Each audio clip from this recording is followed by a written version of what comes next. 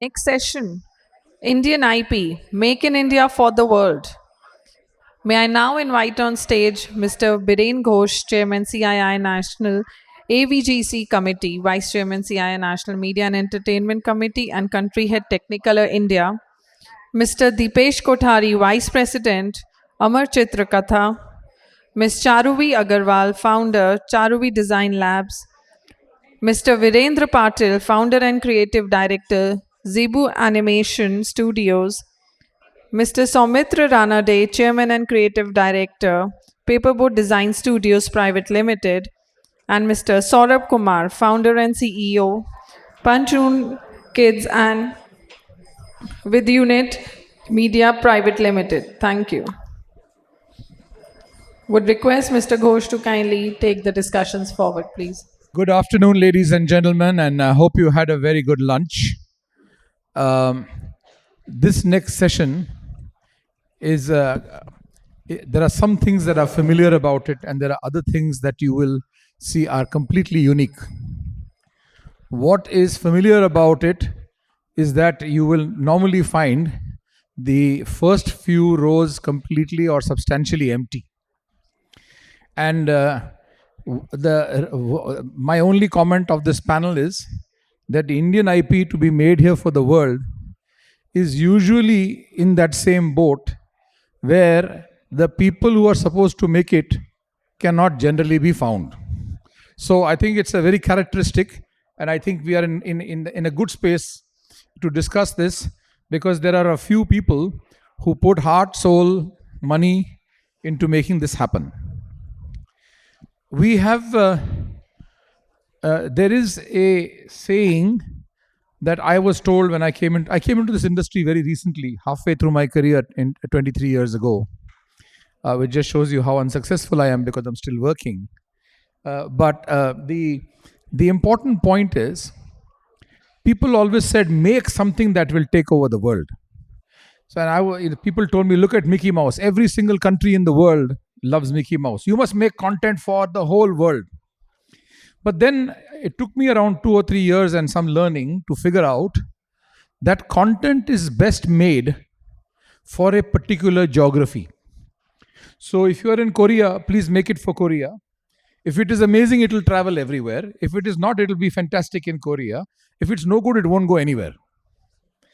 So there were examples that were given to me, and I remember at the time, movies like Laughing Tiger, Hidden Dragon had come out, and people said, look at this, fantastic. This is the story of Taiwan, and this is the backgrounds there have got unique characters that only people in the subtext will be known only to Taiwanese, but the movie is for everyone. And then I found that the director and all the people involved in the movie had never lived in Taiwan, and they were as expats in the US who made that movie. Obviously, it had a Taiwanese story, and the art directors and others did great job of putting Taiwanese elements into it. It was made for an American audience. It was brilliantly made, and it traveled everywhere. So I think the conversation we are about to have is an age-old conversation. Why can't we have the same level of success we do in, for example, in the live action film industry? We find great local movies that travel the world. Libraries are built up. One of my former companies, Eros, built the largest library just by buying international rights of movies for the last 30, 40 years. But that is not happening in animation. So we couldn't find a better panel to have this conversation with. And I'm going to ask each of the panelists to very briefly introduce themselves and their idea as to how they are seeing. If we put a trip switch, we make the speedometer go 0, 0, 0 today. How do we go from here to reimagine Indian IP as a way to create outstanding content for our geography, but that which will travel to other places? And it could be the other way around. You might find that content could be an international theme, imagined and registered in India, made by Indians for another geography. I don't know if it is Germany or someplace. I'm thinking, let's broaden our thoughts and the question and answers. If anyone asks a good question, I've got a lot of money for them. So please catch me after the session. And I have a very small request that those who are in the hall here would be well advised to listen to this session. So I'm going to start from my extreme right. We have from ACK, which has been an age-old institution in India. We have always talked of the C in AVGC, and while ACK will say we are a transmedia company, but I, as a avid follower of comic books, have known their legendary products for many years. So how is this contributing to Indian IP today and tomorrow? Thank you so much, Biren. Well, my name is Dipesh. I am the Vice President for Digital Strategy and Sales at Amar Chitrakatha.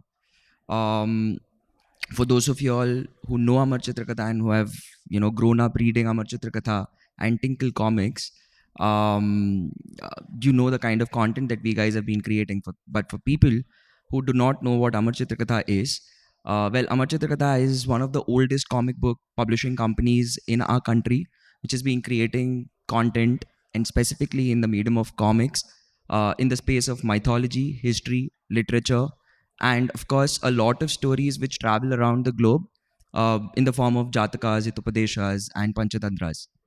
um, well, had you asked me this question 5 years back, I would definitely not have had an answer that what's the journey of comics going to look like in the near future. However, the kind of journey post COVID and the way in which the technology has had its advent, I've seen a different kind of space altogether for comics, and in terms of the distribution of comics in general. The idea of creating content and distributing it the right way is something that has has kind of given me a hope that if we can grow, anyone can grow, because the kind of art style that we have been creating over the last 56 years has evolved, and whoever were the consumers earlier are now the customers, and they are creating new consumers altogether. Now, keeping that in mind, um, how I see this journey moving forward is a bit of a hit and miss personally, but I would like it to be a hit. While we have been able to capitalize the demand and supply um, chain that we saw was not being capitalized upon, I'm not sure if a lot of other Indian creators have been able to do so.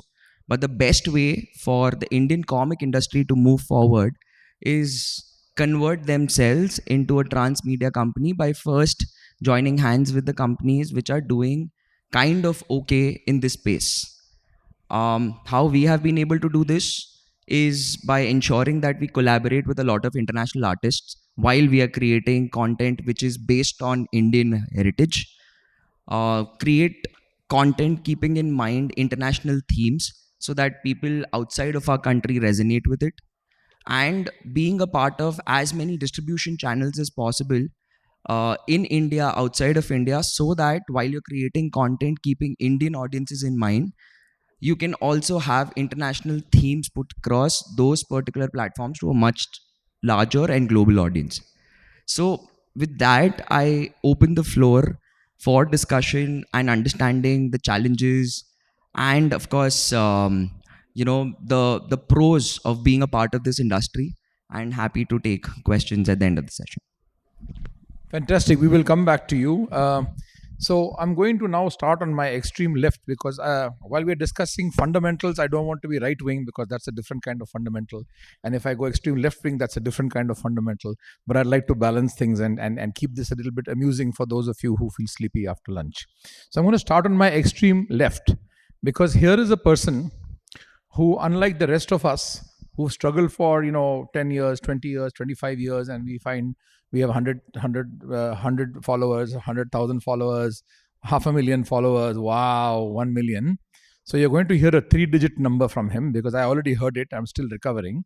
So he's going to tell you how you can instantly, all of you there, can instantly become as successful as Steven Spielberg because he's already made it happen. So over to you. Thank you very much. I'm Saurav. I'm founder of Pontun Kids. It is one of India's biggest Indianized kids community on YouTube. We clock around 100 million views every month across our multiple languages channels. How we made it happen? right? I started Puntun Kids in 2018.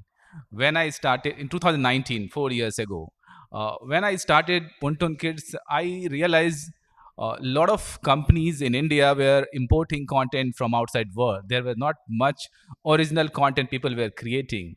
That was one of the reason. Number two, those who were creating content in India were creating old age same stories about Jadoo ki kahaniyan, Pari ki kahaniyan, and those you can find everywhere. So I thought there's a space here, there's a vacuum here, right, to create original content, right? And then we decided to launch Puntun Kids. Uh, Unlike other superheroes, we decided to build real heroes. Our characters, Gattu and Chinky, they are the protagonists in our videos. They are 6 year old and they don't have superpower. We don't want our kids to have superpower. We don't want our kids to fly from one roof to another roof. What we actually want them to understand the values of the life, understand our culture, right, and excel in their career. And this is what is our characters, Gattu and Chinky. Uh, we follow three C's programming. The first C stand for culture, second C stand for curiosity, and third C stand for curriculum. And we weave our stories in a very fun environment and present it on YouTube channel in a storytelling format. When we started creating content, right, way back in 2018, right, we realized people and the kids wants to know about our culture, right? I would like to give an example to you. We created a content around Makar Sankranti. When we were discussing within our team, right, most of my team member were disagreed that whether we should create a content around Makar Sankranti or not. Which kid would be interested in knowing this story? But it was our conviction, right? It was my conviction. No, we have to tell our culture, our stories to our kids. And when we created content around Makar Sankranti, around Patangbaji, and it went viral, right? Within few weeks it has got 10 million plus views.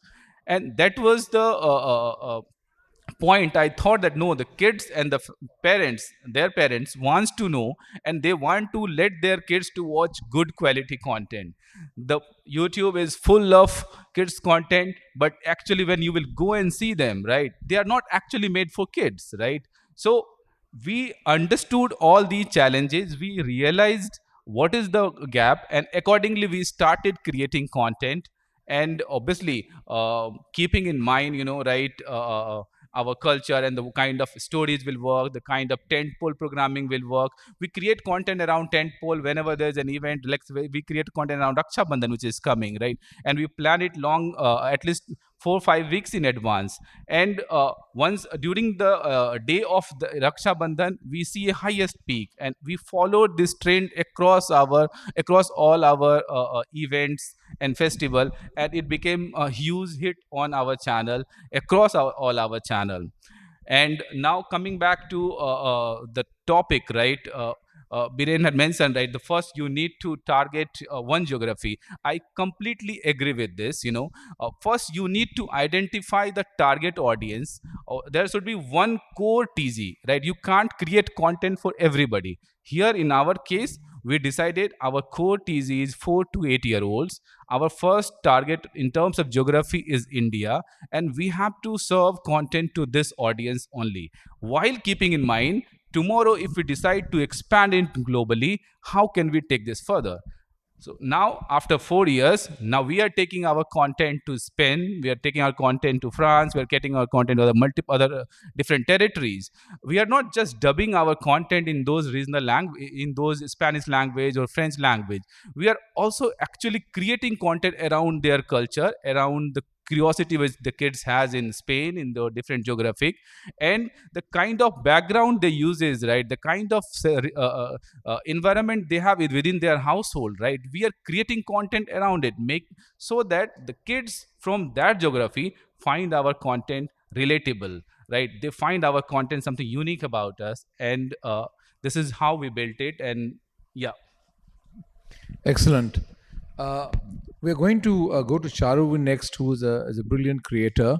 She has a clip. I don't know if we have loaded. Yeah, can we have the clip first, and then she'll say a few words.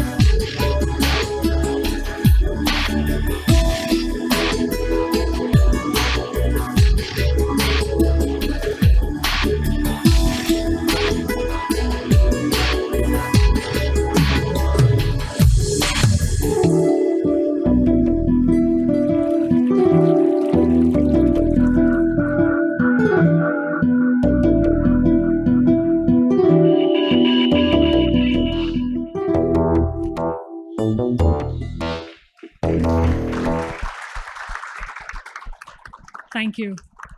So, in a sense, the reason why we wanted to showcase the show reel was just to make you understand the kind of gamut, the kind of work that we have done in the past. So, CDL essentially started about 15 years back. And we, over the course of our journey, we understood that the company has to be divided into two verticals. So one was museum work, interestingly. So the company does a lot of museum works for the government. And secondly is IB, content creation, which could be short films or TV series. And one of the most popular TV series that we were a co-creator of was Legend of Hanuman. So that is how the company actually started, and that was the crux of our work right there. Over to you, Viren, if you want to ask a question. Sorry. We'll come back to all of you with questions, but thank you for that. Thank you. Can we come to Soumitra, who is, he likes to dream big, think big, act big. The last when I met him in the Cannes Film Festival, he was showcasing 5 movies being started at the same time. Even if you ask the biggest movie makers in India, they are already daunted by one feature film. So, can you please tell me what is this magic? How do you imagine it? How do you work at this scale? How do you work across the different storylines? I mean, can you throw some light on it? And what does this mean for Indian IP? Because your target geography, I'm imagining, is larger than India. So, and obviously the reasons for that could be obvious, because the distribution footprint in India may not be able to individually return the kind of money you're putting into that. So maybe you can throw some light on all of these to the audience. Thanks. So actually, I started my career in animation a very, very long time back in 1996. Yeah, that's that far back. Actually, at that time we were producing animation shorts for Channel 4 and S4C Wales. And then in 2003, I made a film called Jijantram Mamantaram, which was dubbed into 6 languages internationally, which was a surprise for us because it was a small Indian film, but it found an audience up outside India also. And then since then, actually, it was quite disappointing that we didn't really, we as a country, we didn't really progress much. Besides Hanuman and some examples, we actually didn't have anything. And then in 2011, we started Paperboat because we thought that we need to create a space, where people could come and, people like us and filmmakers could actually come there and trust the studio to be able to do an international quality film. So since then, we have made a few films, feature films, which have like traveled abroad and with many international awards and stuff like that. So yeah, and about the international, yeah, to find an international audience, actually, it's extremely important that we do that, because the kind of budgets that we have here in the animation field, the budgets don't allow us to do really superior quality work.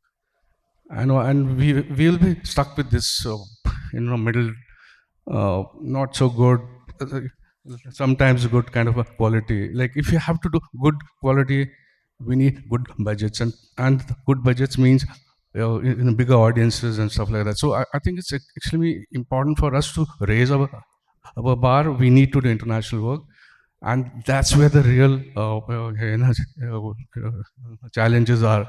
When RRR is appreciated internationally, that means it means something. It's not just a. So yeah. Thank you. So normally a captain sends his one of the most fiery bowlers in the end, because in the last 2 overs you have to win the match. So I will now ask Viren to bowl the last 2 overs. I think he wants to go there because he gets the right height to deliver the ball. And those of you sitting in front, be careful of his in-swinger. Thank you for that. That was a modest introduction. I have other introductions for you, but I'll save it for the next session. Yeah. I screen share कर सकते हैं? ये नहीं आ रहा है. This one, sorry. So I'm Virendra. इसको duplicate करना पड़ेगा. कहाँ पे? अच्छा.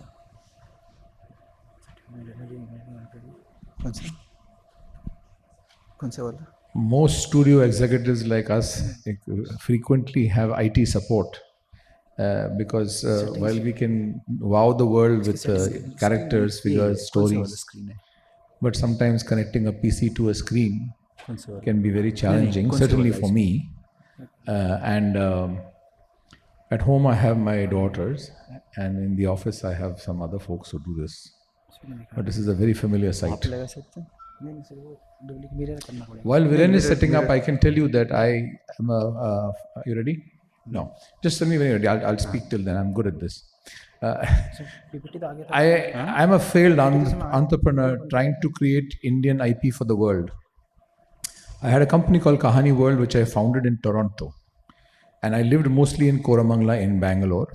My team was in Toronto, and I gave the work out to 4 studios in India. And what I did was, the preschool show was called Raju the Rickshaw, which has got 72 episodes. It has since been aired on Amazon. And it was designed by, I should have come to you or others here, but I went to an art director who was doing campaigns for Dell in advertising, who had never been to India, had never seen an auto rickshaw except voice. So his interpretation of a rickshaw was that of a more universal thing, and that was how we did that. And then we had another show. We had 3 shows, and I won't go into all those details. So what I said was that we can produce in India, but if you want to develop and imagine it, can we look at it from the world's eyes as to how the world looks at India, and then take that to market? And the other example I'll give you, and of course it got stuck because production is very, very difficult and studios weren't that mature, and 2 of the 4 studios that were working on my projects closed down. and therefore I quickly went and took a job in Eros to get a salary to continue my life, and then came here 14 years ago to this company. The second insight I have is when I came back and started an interactive company with Ronnie Screwvala and UTV and myself as a third partner, we wanted to go online. This was in the year 2000. And again, we looked at geography. Now, there were very few people online, but there were large people abroad who were online, who spoke Telugu, who spoke Gujarati, who spoke Tamil, and so on. So while Rediff and India, etc., India.com, etc., were already there, we took venture money and we started a site. I started a site called tamira.com. And they had, UTV had just bought Vijay TV, so we had a lot of content in the real world and we had terrific access to great talent. And then we started something called kemcho.com, where I hired the Gujarati midday editor in Bombay and she built a fantastic team.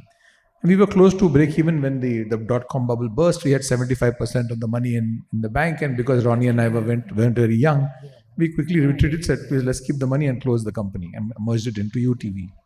So my point is, sometimes when you make Indian IP, you can make Indian IP for Indians somewhere else, if they have the ability to pay. So it all depends on the ability to pay. You were talking about your 3 C's of culture and so on and so forth. But the C you have to look for is cash. And so very often you have to look at the audience which is in some place where you have distribution. When I first came and did a first conference with CII, it was in 2002 in Mumbai, called Enter Media. We had everybody there from Amir to Karan Johar and everyone else. At that time, India had about 3,000 to 4,000 screens. And China had 3,000 to 4,000 screens. Today, I don't know the exact number, but they say we have 5,000 or 6,000 screens, but no big movie goes more than 2,000 or 3,000 screens. And when I last counted 5 years ago, China had 65,000 screens and we're growing by 5,000 screens a year. So no matter what movie you produce, if you put it on 10,000 screens and if it doesn't do well, but you get your money back. So distribution is everything in this game. And therefore, filmmakers who create films with great passion or get films with other people's money or whatever, need to figure out what am I addressing and how is this going to be carried. And therefore, from that point of view, it is very important to look at illustrative mediums. It is very important to look at online mediums in order to prototype what you are doing, because that was not available to me when I was doing this. And I think that's a big lesson. And before he finally comes on to deliver those last 12 amazing balls, I can tell you my last point. Okay. And I speak here for the poor community that is often criticized as people who do back-end work for international. I heard the secretary in the morning saying, oh yeah, we're doing a lot of back-end work. I want to tell you 3 things. Number one, for all the people that work on back-end work, their front is better than their back. Okay, we do not do any back-end work. We do end-to-end work. We do the most complex work. We've invented technologies and tools in fur and hair and water and so on and so forth. It's a big benefit to those who are creators in India of Indian IP, that you can now use people that we have experienced on international projects who can come and embellish our Indian content because they have the ability to do so. So we shouldn't knock the services work because it brings a lot of growth, talent, training and development to everyone. The second is, people say we have a lot of people in India. We have a lot of people in India. There are hundreds of population. The demographic dividend is fantastic for India. I say that is rubbish. Because we don't hire people and we don't hire talent. We hire people with an eye for craft. And no matter who we hire, be it a person making models or textures or rigs or anything else, these are people who are really specialists in their craft. We don't hire people. There are people who have visualization skill and they can go here and meet Anuj and join one of his many locations, but they have to have the basic ability to visualize. If they have the ability to visualize, then they can go and learn that craft. And there is nothing, people say, my kid wants to do animation. We don't know what animation is. Animation is one of the 14 processes when we actually create a frame of film. So he might be good at a technical field like a rig. He might be good at lighting. He might be good at compositing. He might be good in 2D. He might be good in 3D. No one understands the complexity that it creates. And I think the large scale involvement of international work in India has grown that talent. We should be proud of it. We should encourage it because those are the people that can make the biggest Indian IP happen. right? So that's how it is. We don't have Munjal here, but I think when I was at Vigyan Bhavan, when we did the consultation of the national policy in a very large forum, he mentioned that, look, we should not be shy of associating with the globe for Indian content. And he has now done a deal with Netflix, which is, a tremendous project, which is not an Indian IP, but he's an Indian company, very proud and a big champion of the Indian IP cause. Similarly, Mighty Little Beam is global. Mighty Little Beam is global because of the fantastic work of Green Gold and Rajiv and his team, but because Netflix has taken it worldwide. So it's really important to hook your wagon onto something that can really be a turbo power, right? Distribution is king in any content. With my fantastic speech concluded, I think you are ready to go. Yeah, that was a googly. That was not fastball.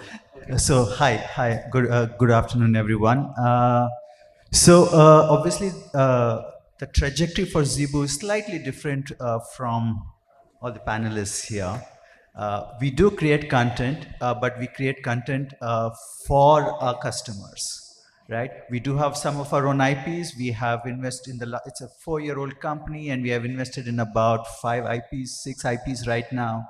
And one, there is some hope that there might be someone interested, and that's the only one I wouldn't be able to show today because we are in a conversation with a potential buyer on that one. But having said that, I would like to show you some clips that are directed. I'm the director on the clips that I'll show you right now. So these are done completely in-house, but they are not our content. The content that we have done for our clients. So if we could play the clips, please.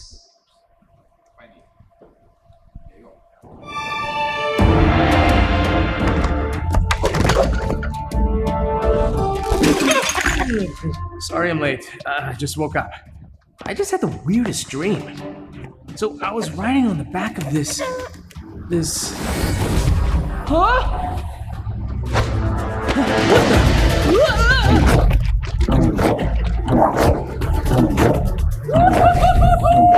Yo, this is sick, bro!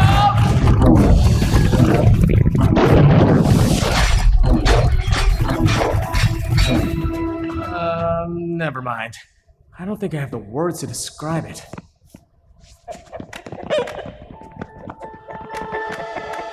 Something weird is coming. A world of your wildest dreams.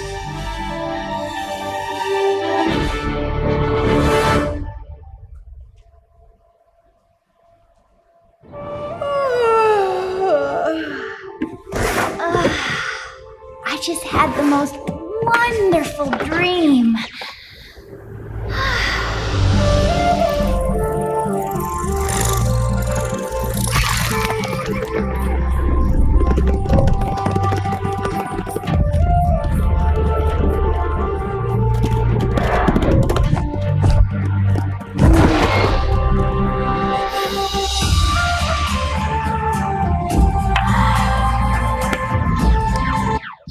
Were you even listening to me?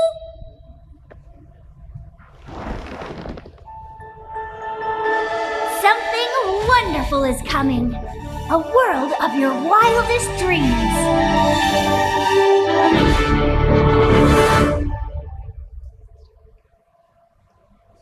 The 2 more clips.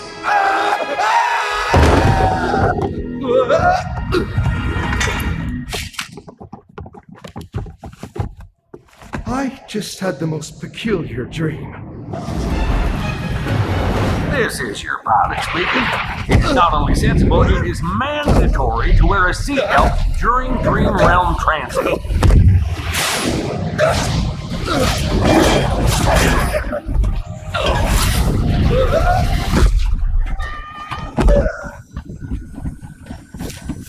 Passengers such as yourself are not allowed in the cockpit.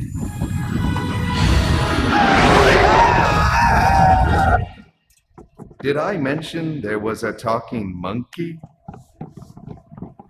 I did say it was most peculiar. Something peculiar is coming. A world of your wildest dreams.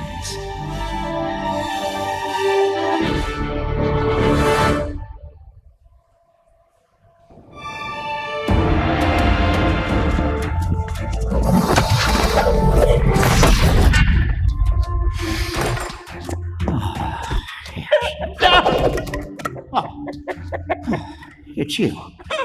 Whew. I just had the most outrageous dream. You were in it.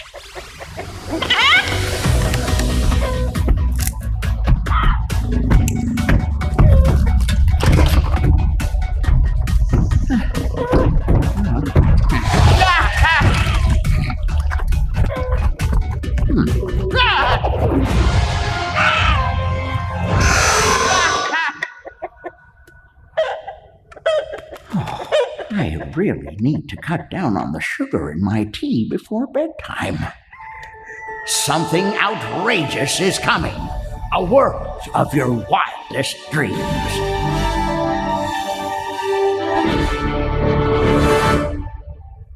So I'll just take a few minutes to explain. Thank you. So this was, I can proudly say that this was a project that was made in India, but made for the world, right? The storyboards, the direction, the art, the cinematography, everything was made here. The writing was in Denmark. The voice talent came from Vancouver. And the music came from a studio in LA. And so it was a truly, truly global production, but all created and directed by the crew here, by myself and my partner, Venki, right? So this is something, so the way our journey at Zeebo is, we are obviously investing in our own IPs, but we are also using these projects as vehicles to learn, to explore, to build connections, to understand how the market works and how we need to respond to different challenges that the projects usually do throw up.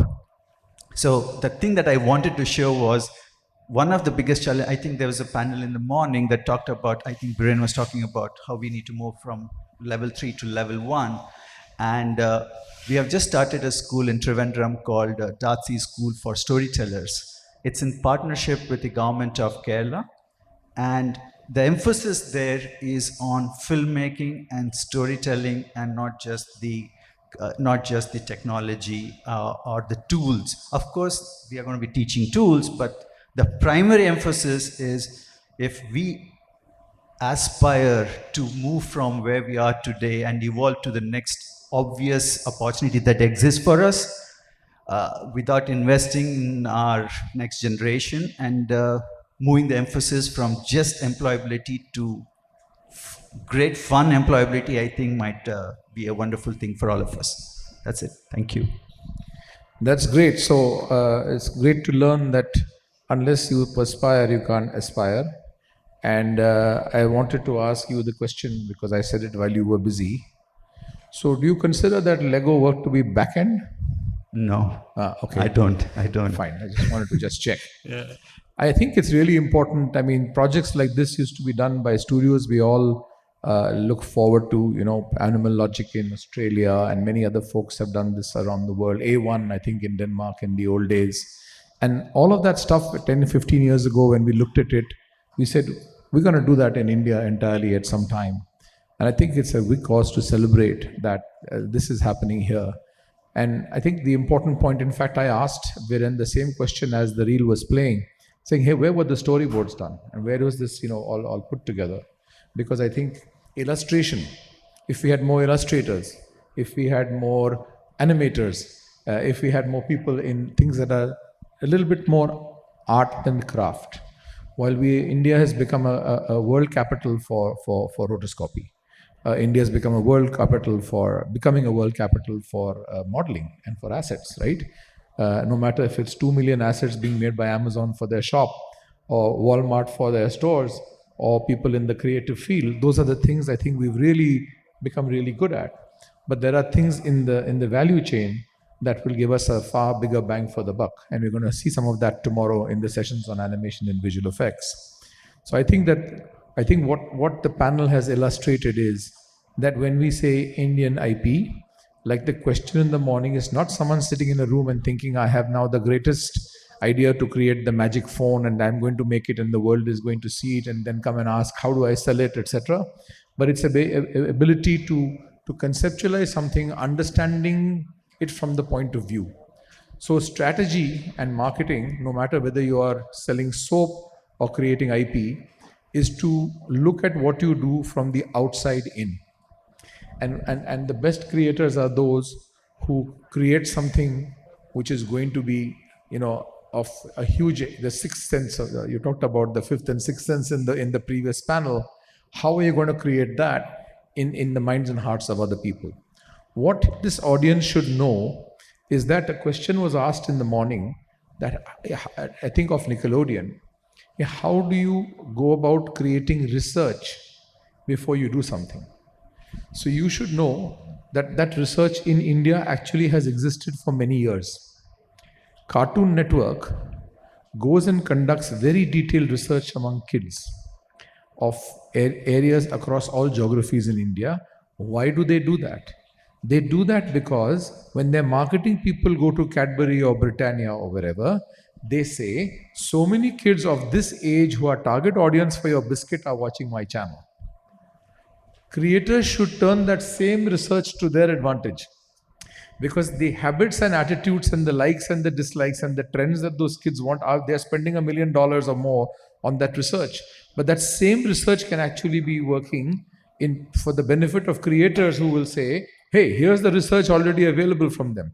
Here is the demographics. Here is what people watch. Here's what time they watch. Here's the kind of show they like more than the other show. And once you create something in animation, it belongs to everyone. So for the last 20 years, I don't have the exact statistic. I don't deal that much in Indian IP and the local channels. But you will see that mostly international shows have been number 1, number 2, and number 3 on our channels across them. So the kid in Orissa or the kid in Jharkhand or the kid in Assam who sees a Doraemon or a Shan Shan does not think of this character as a Japanese character. So my point is, just thinking out of the box, you can take a character from anywhere in the world, buy the rights for India Forever and make it your character.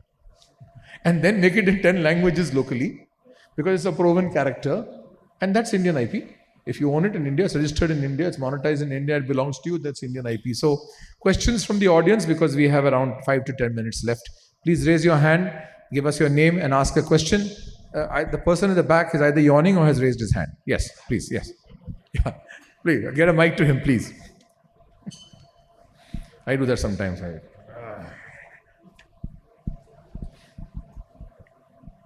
Mike, please stand up. Mike's coming to you.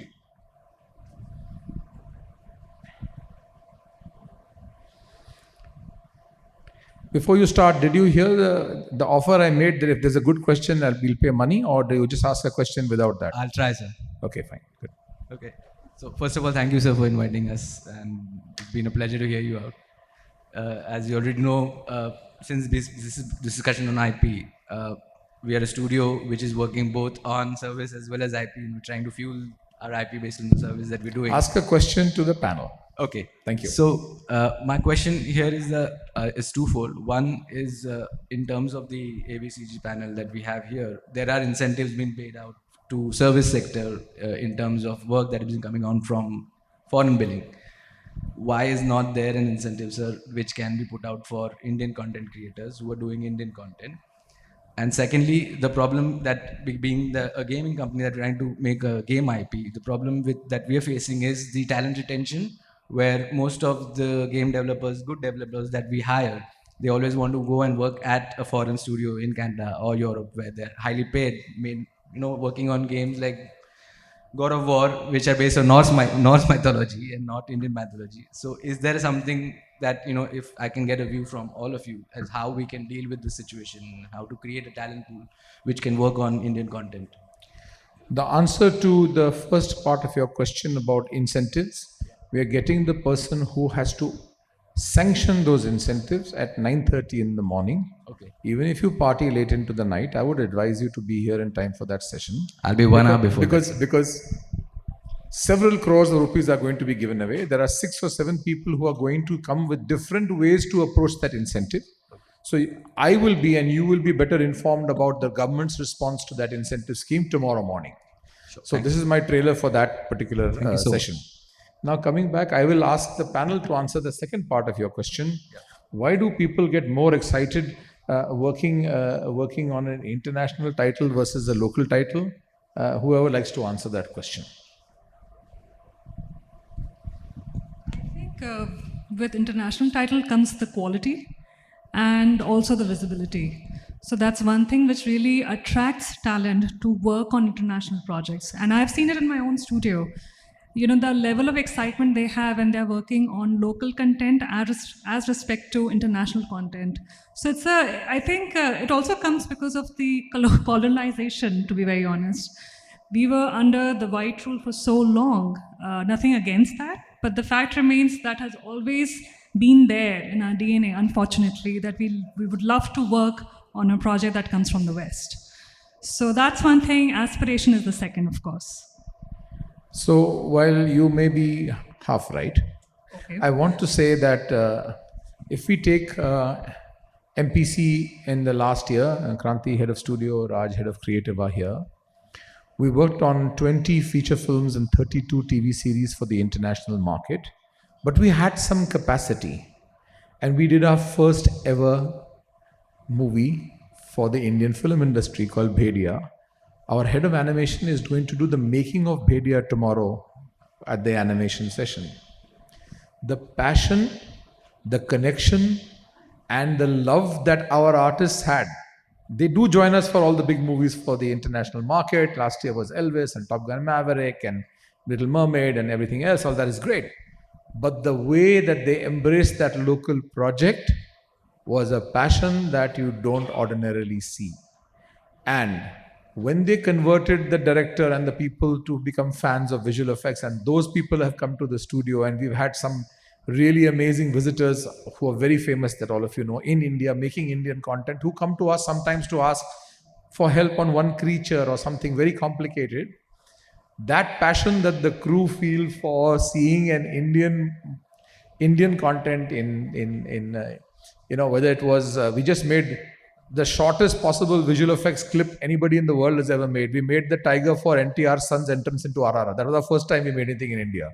Now, the passion that people feel for that one little scene and for work they did is unequaled in any international project. Absolutely. So I do think that there is a big opportunity for you to excite them while they work on something else. But if you have a great project, which I'm sure you will develop, when you have something that is local and it works, that is magic.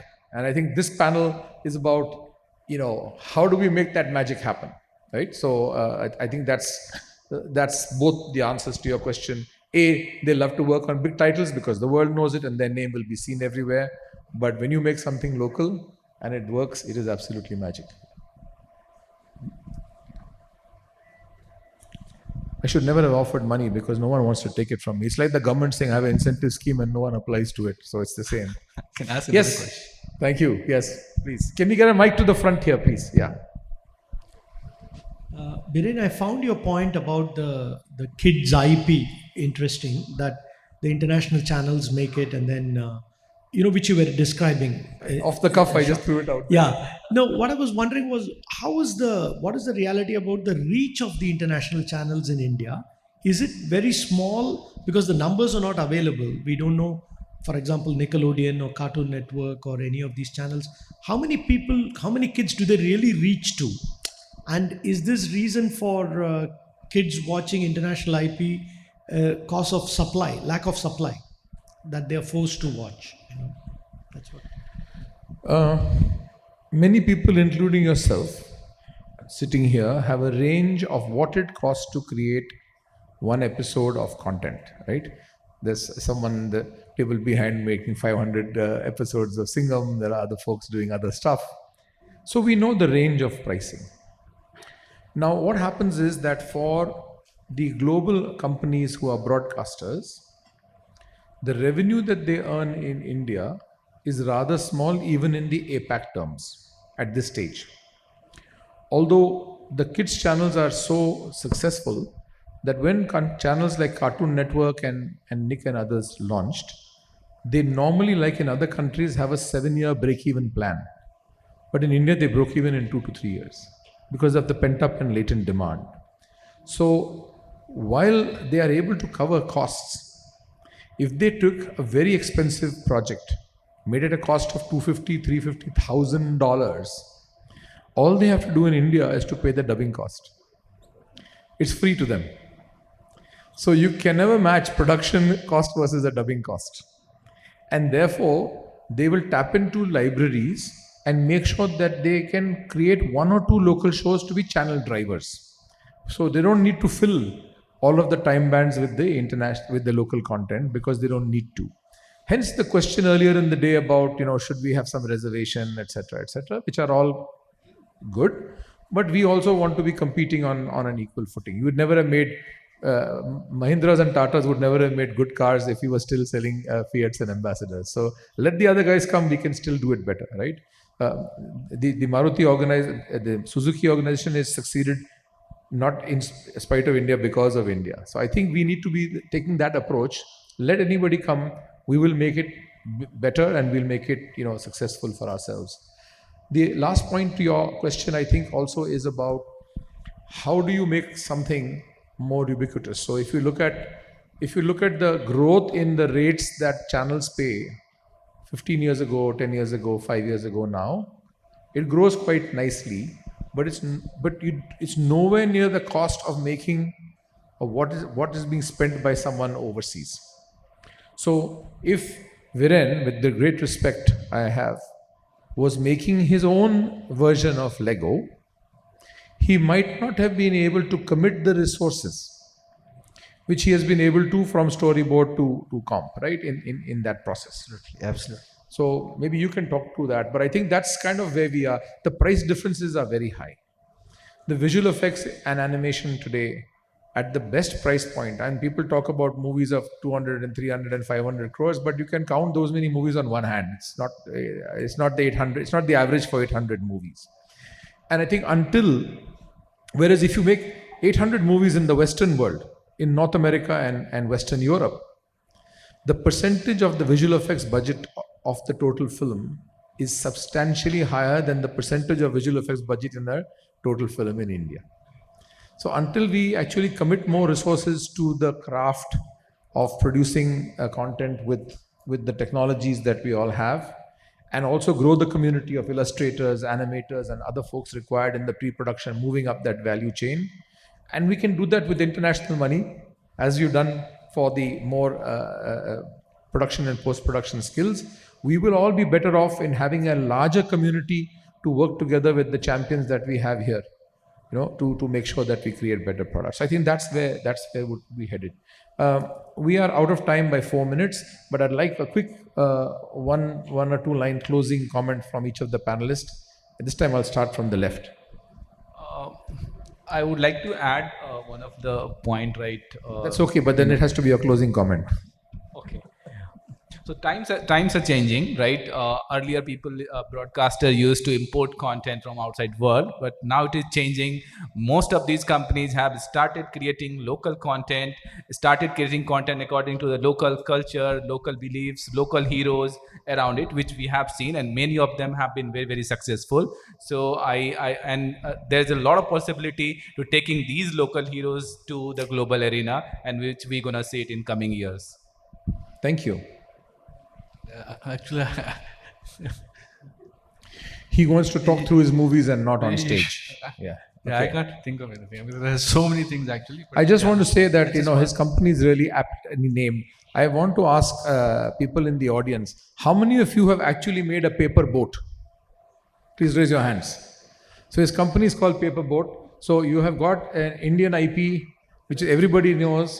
Please think of creating something with a paper boat before Viren does it.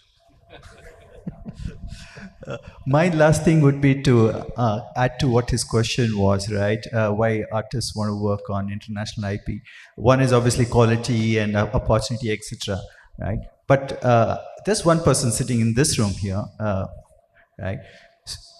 Ultimately, the passion starts from the top. If the director or the creator looks at content creation as a business alone, and then the team is going to respond to that. They're going to respond to that energy. But if the director starts looking at his story as his life and his story to say, and it's his or her blood and sweat, the team is going to respond to that, right? So we have people like Vaibhav and Suresh and few others, right, in here that are paving the way for the rest of us. So that's it from me.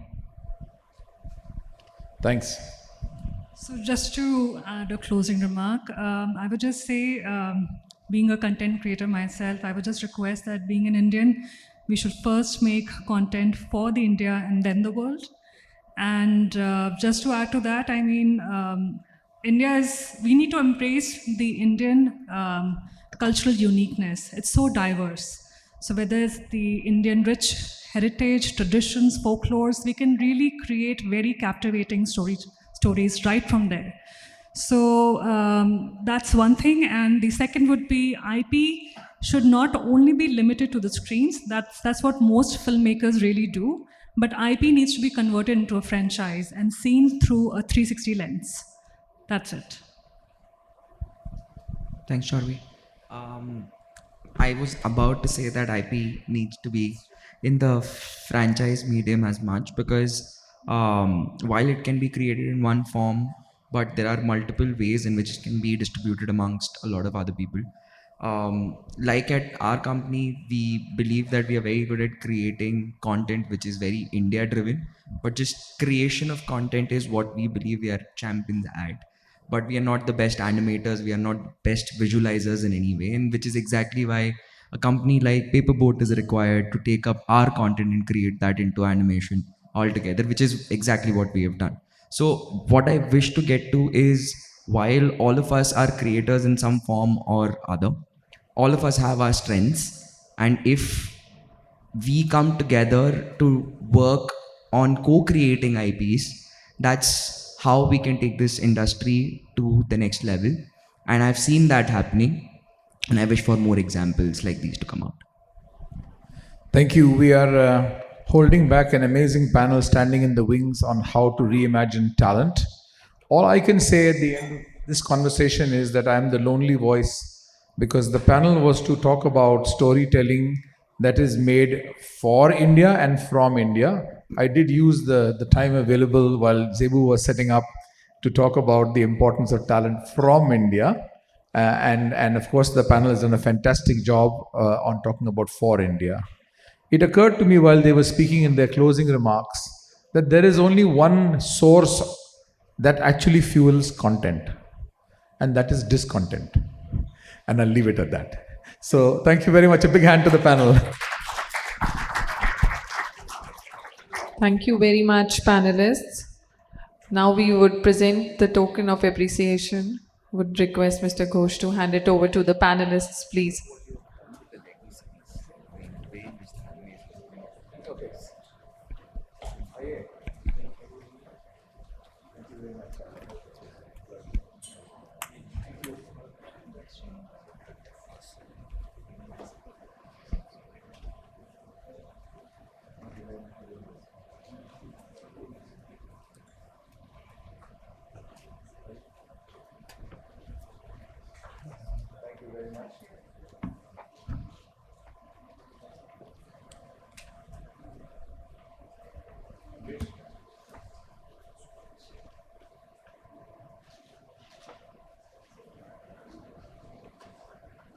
What is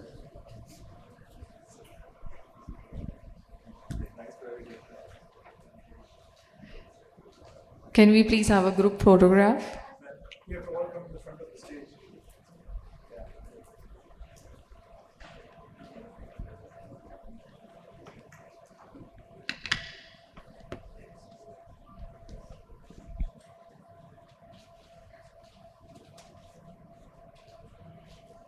Thank you. Thanks, everyone.